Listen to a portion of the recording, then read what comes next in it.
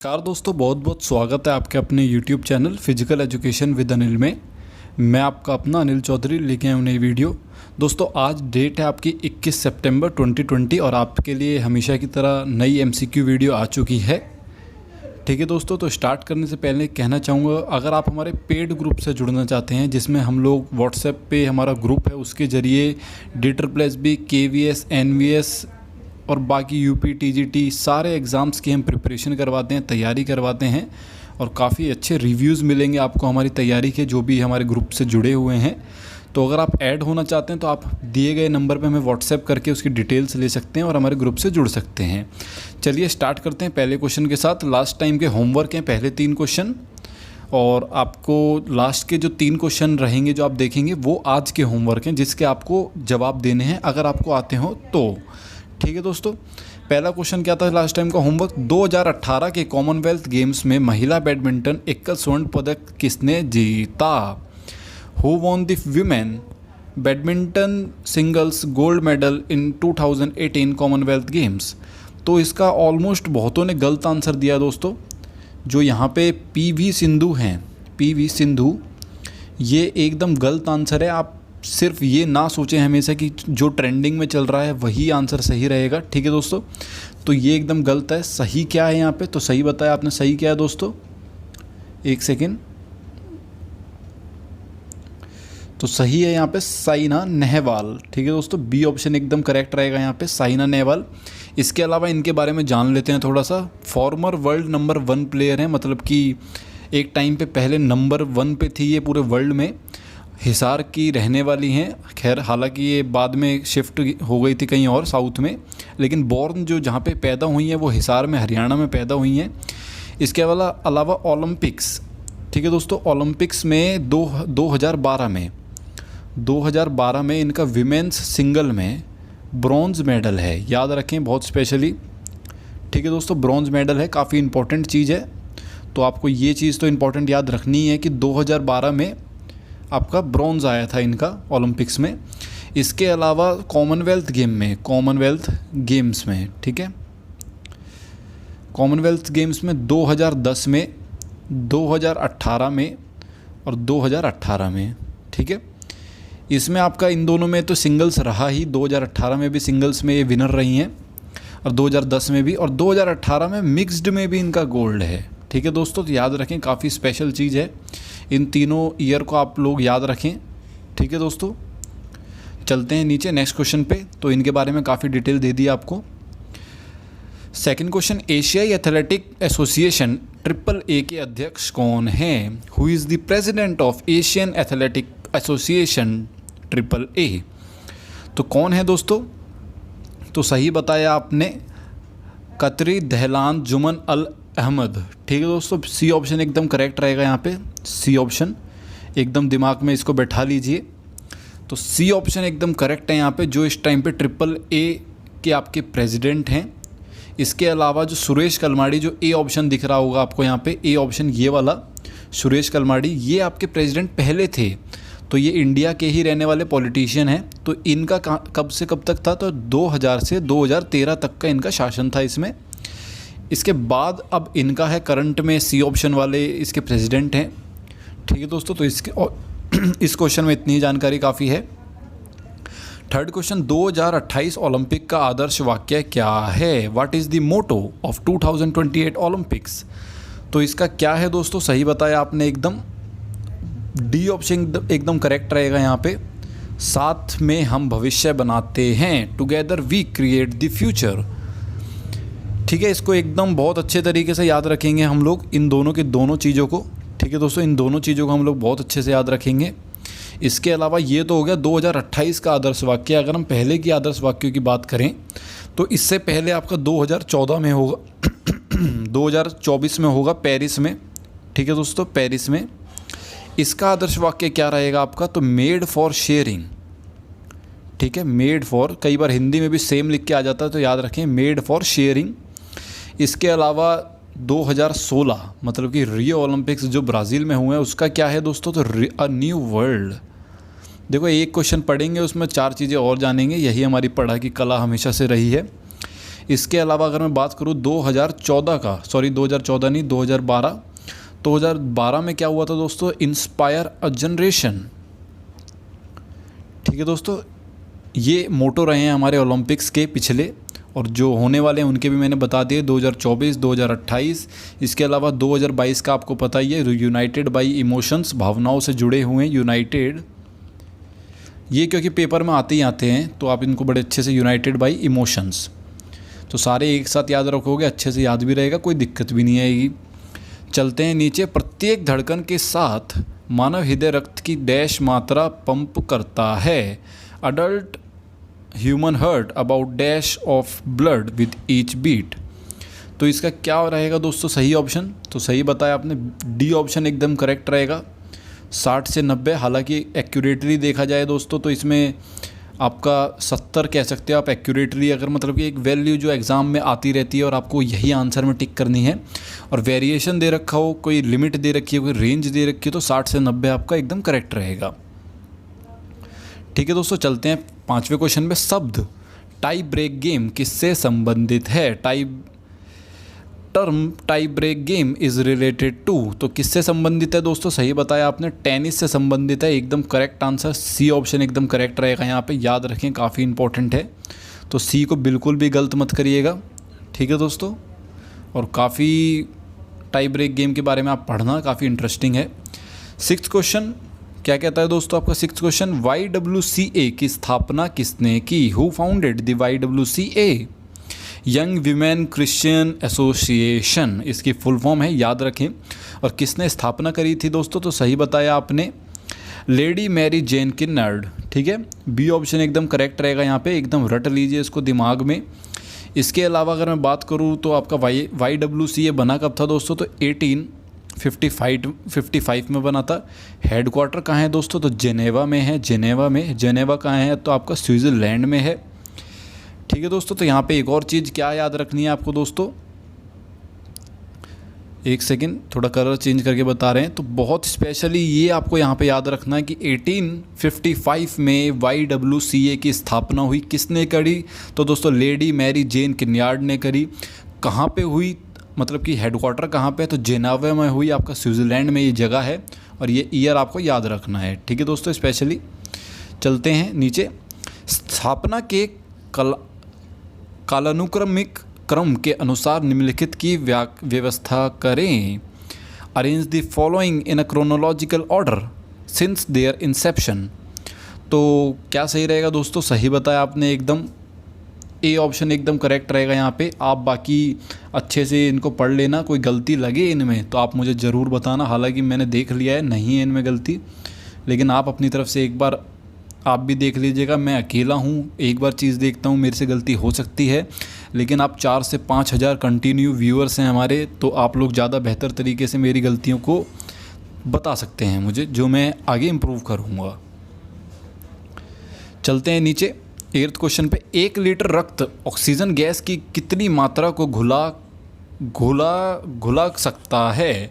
A litre of blood that can dissolve what amount of oxygen gas। ये कह रहा है भाई 1 लीटर की अगर आपके पास ब्लड की, मतलब कि आप कह सकते हैं 1 लीटर आपकी बॉडी में ब्लड है, तो वो ऑक्सीजन की कितनी मात्रा, O2 की कितनी मात्रा को अपने साथ घुला के रख सकता है। क्योंकि आपको पता है ब्लड में हीमोग्लोबिन होता है, हीमोग्लोबिन ऑक्सीजन को अपने साथ होल्ड करके रखता है। तो 1 लीटर में कितना दोस्तों, तो 206। ठीक है दोस्तों, 206 सीसी क्यूबिक सेंटीमीटर आप कह सकते हैं। ठीक है, चलते हैं नीचे। 9th question. 1948 ओलंपिक में भारतीय हॉकी टीम के कप्तान कौन थे? Who was the captain of Indian hockey team in 1948 Olympics? तो कौन थे दोस्तों, तो ये आपने एकदम सही बताया यहाँ पे, किशन लाल जी थे हमारे, सी ऑप्शन एकदम करेक्ट रहेगा यहाँ पे। इसके अलावा किशन लाल जी थे हमारे 1948 में।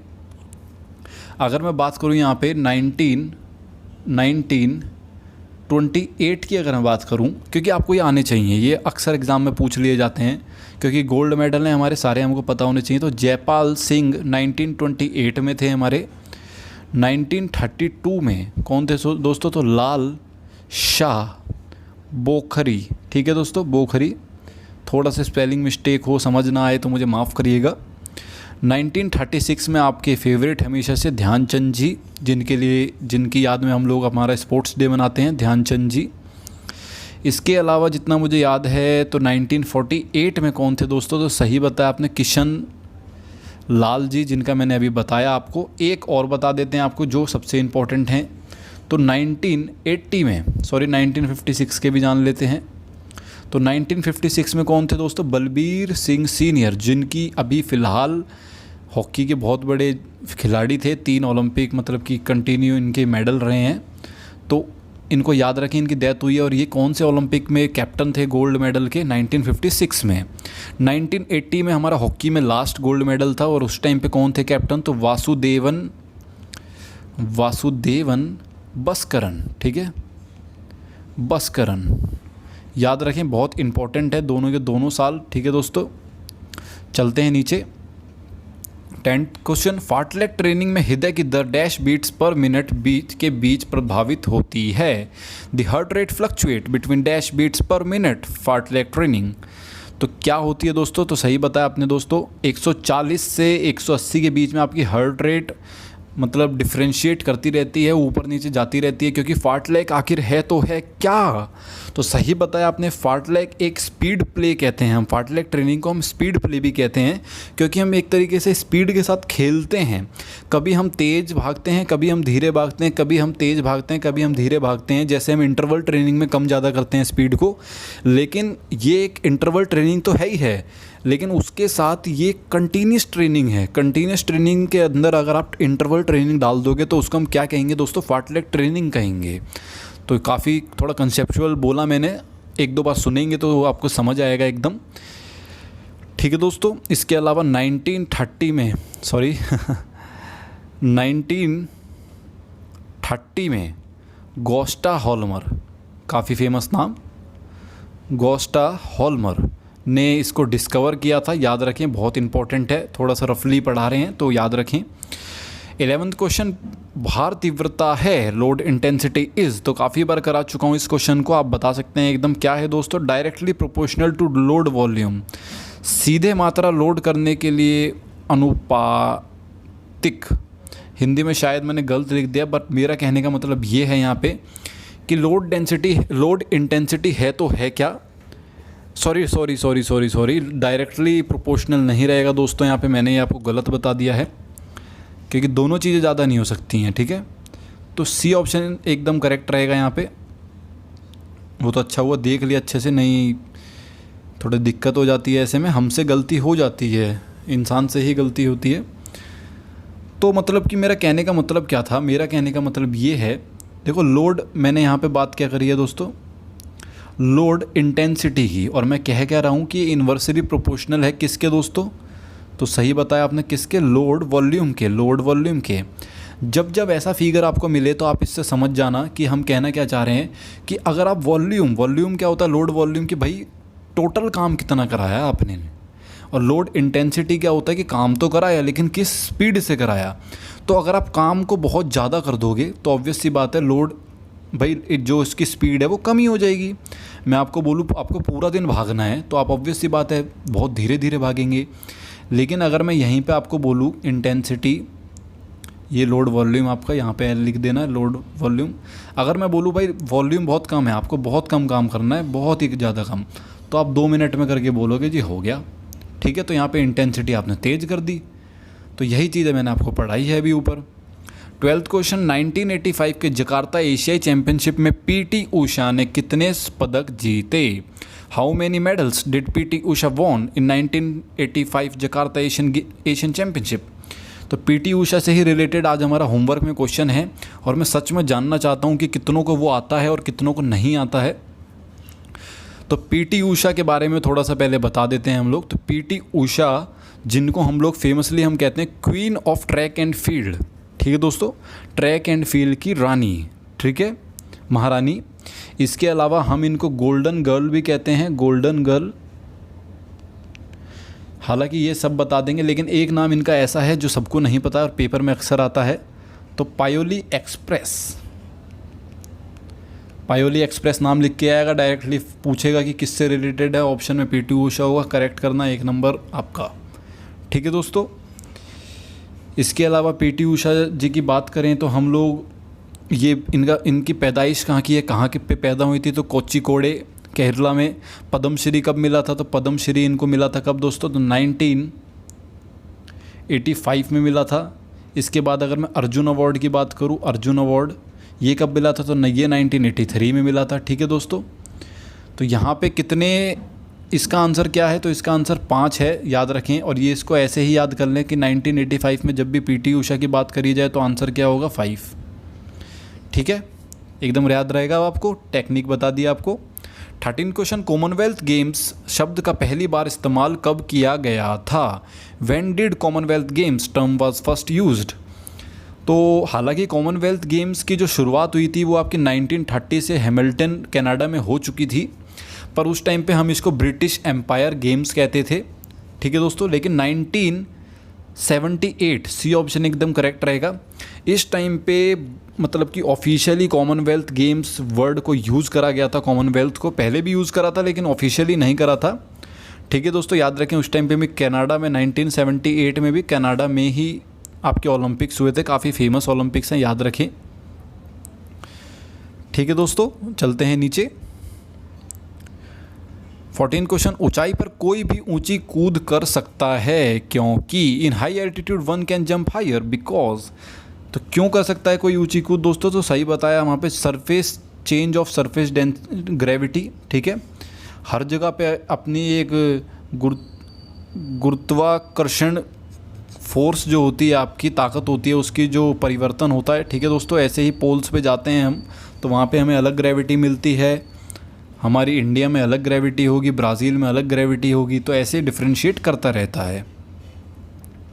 15th क्वेश्चन काफ़ी इजी क्वेश्चन है, डायरेक्ट है। अंतर्राष्ट्रीय ओलंपिक अकेडमी का आधिकारिक तौर पर उद्घाटन किया गया। International Olympic academy officially inaugurated इन, तो दोस्तों कब हुआ था, बी ऑप्शन एकदम करेक्ट रहेगा यहाँ पे, बी ऑप्शन। ठीक है, 1961, बिल्कुल भी गलत ना करें इसको। ठीक है, क्योंकि ये गलत हुआ तो दिक्कत हो जाएगी, इंपॉर्टेंट भी है। चलते हैं नीचे। 16 क्वेश्चन पे, स्थिर दीवार के खिलाफ धक्का एक उदाहरण है। Pushing against the stationary wall is an example of.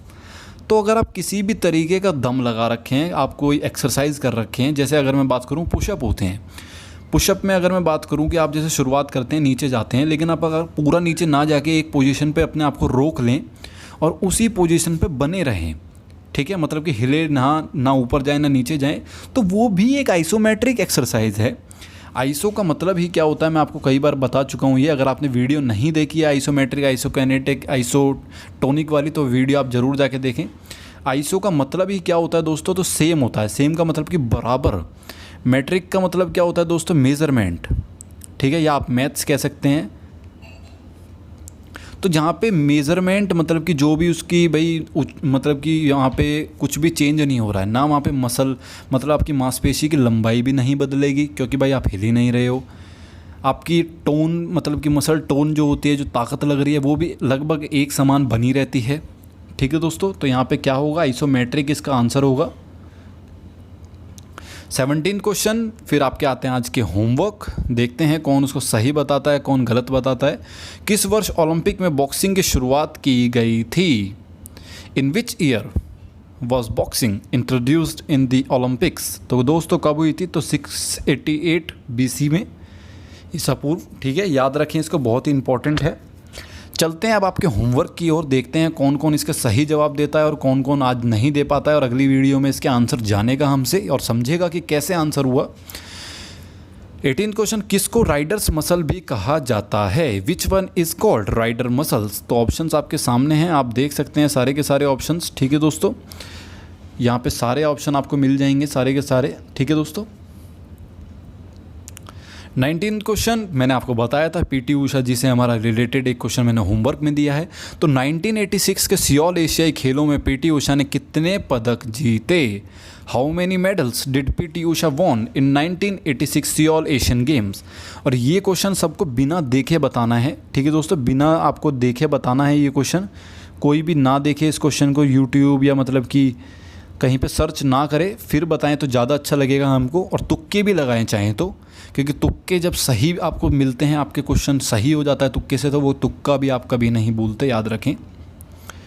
20th question, ventricle और एट्रियम के आराम की स्थिति को कहा जाता है? Relaxation of the ventricles and atrium is called. तो ऑप्शंस आपके सामने हैं, बताइएगा ज़रूर।